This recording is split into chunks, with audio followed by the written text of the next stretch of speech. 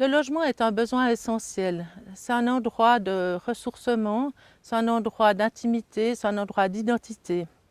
En Suisse, 2/3 des habitants sont locataires et le budget du logement représente 25% dans le panier de la ménagère.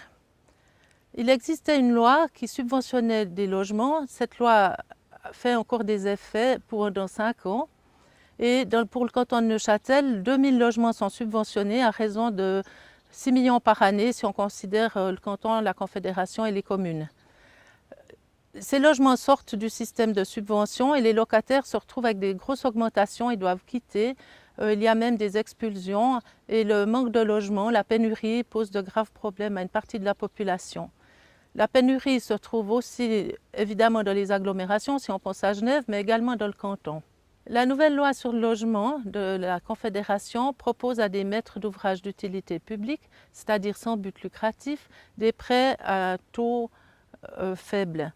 Le canton a un fonds de 3 millions pour aider ces maîtres d'ouvrage d'utilité publique et les communes seraient sollicitées pour fournir des terrains en droit de superficie.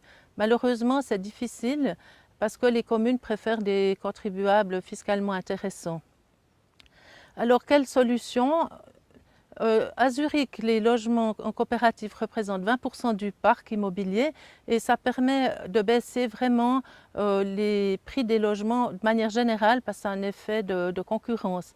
Dans le canton de Neuchâtel, ce taux est très faible, autour de 1,4%, ce qui n'a pas un effet sur le marché et c'est difficile de développer ces logements par manque de terrain principalement et aussi d'acteurs car les coopératives sont un peu en veilleuse actuellement.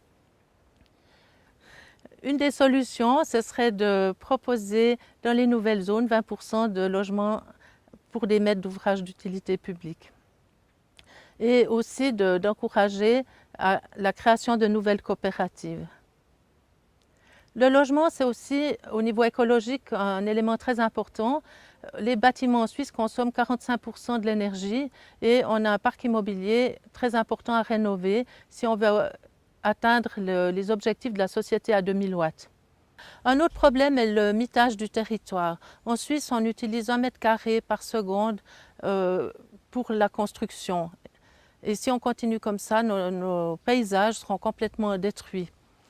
Alors on propose des densifications en ville, mais la densification elle est supportable que si l'espace public se développe de manière qualitative pour offrir aux habitants d'endroits assez denses une qualité de vie. Et c'est l'enjeu prochain de l'aménagement du territoire.